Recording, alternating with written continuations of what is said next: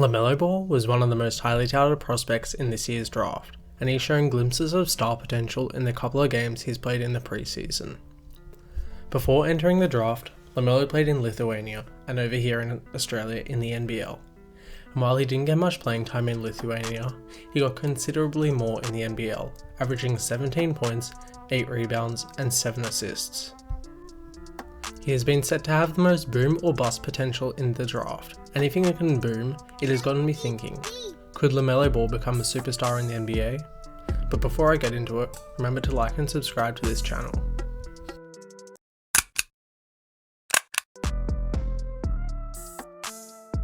Perhaps Lamelo's best attribute is the passing and court vision he possesses, and the way he sets up his teammates.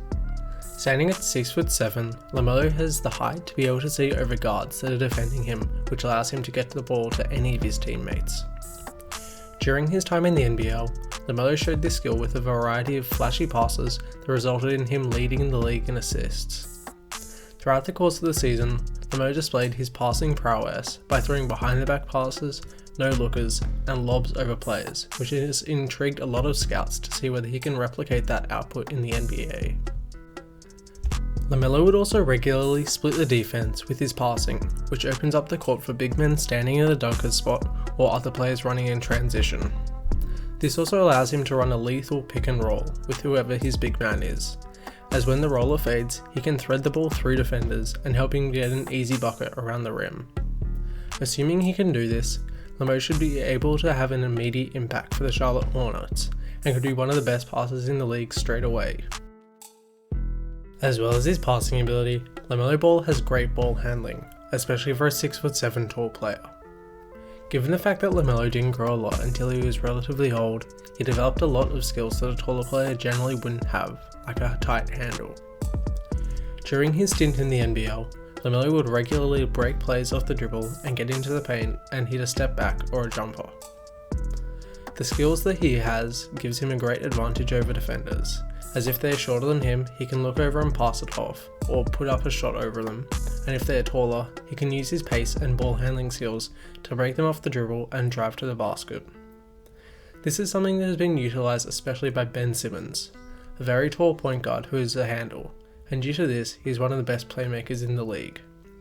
Assuming Lamelo can utilise this ball handling with his passing, he should be up there with the best of the best in terms of playmaking straight away.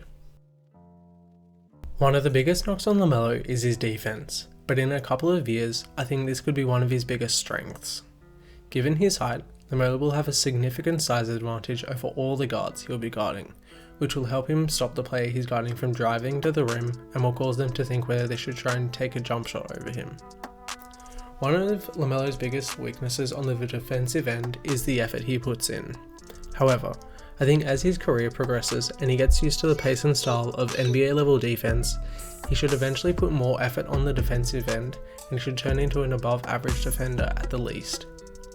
This is also similar to Ben Simmons, as during his time in college, he wasn't considered a particularly good defender, but as he has played a few years in the league by now, he's one of the best defenders in the league. One of Lamelo's weakest skill sets is the consistency of his jump shot, or lack thereof.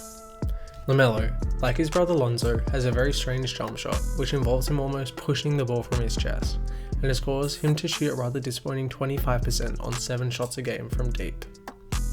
While a large factor in this low percentage may be his shot selection, where he would often take shots from the logo, which unless you're Stephen Curry, are not good shots.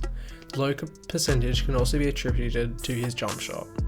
However, if Lamelo can fix this and improve his shot selection like his brother Lonzo did, he'll be able to get his percentage to a respectable or even above average level and will have to be respected, which will help his playmaking and driving to the rim. Another knock on Lamelo's game is his overall offensive efficiency.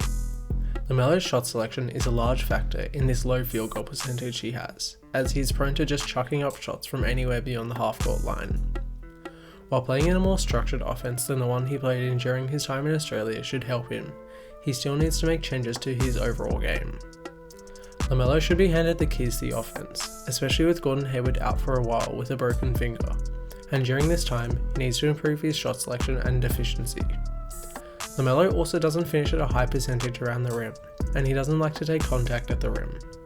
Lamelo will need to work on both taking physicality around the rim and his efficiency around there if he wants to become an efficient player, as teams will be able to keep their centre around the basket and stop Lamelo from getting into the paint. Lamelo Ball is quite a difficult player to compare to others throughout NBA history, but I think he has bits and pieces from a multitude of players. In terms of the playmaking side of things, I see him as a bit of a shorter Ben Simmons. A tall point guard with great court vision and an amazing passing skill, as well as a tight handle that allows him to get past taller defenders. But overall, on the offensive side, I see him as a Jason Kidd or Sean Livingston type of player. A guy with great court vision and playmaking skills, with an average jump shot, but can go and get you a bucket when you need. As I said before, at the moment, Lamelo isn't a great defender, but I see him in a few years being an above average defender due to his size, which reminds me of Sean Livingston. Assuming he can put up similar or even better stats than he did in the NBL on better efficiency, I see him being in the mold of a taller Jason Kidd. So, returning to the original question, will Lamelo Ball be a superstar in the NBA? I believe that with the right mentoring, and if he can improve both his shot selection and defense, he'll be right up there with the best point guards in the league, and possibly even the best players. But I think the real question is, does Lamelo Ball have the drive to become a superstar in the NBA? So what do you guys think? Do you believe that Lamelo Ball will become a superstar in the NBA, or do you think his weaknesses will hinder his development and he will be a bust? Let me know down in the comments, and remember to like and subscribe. Peace.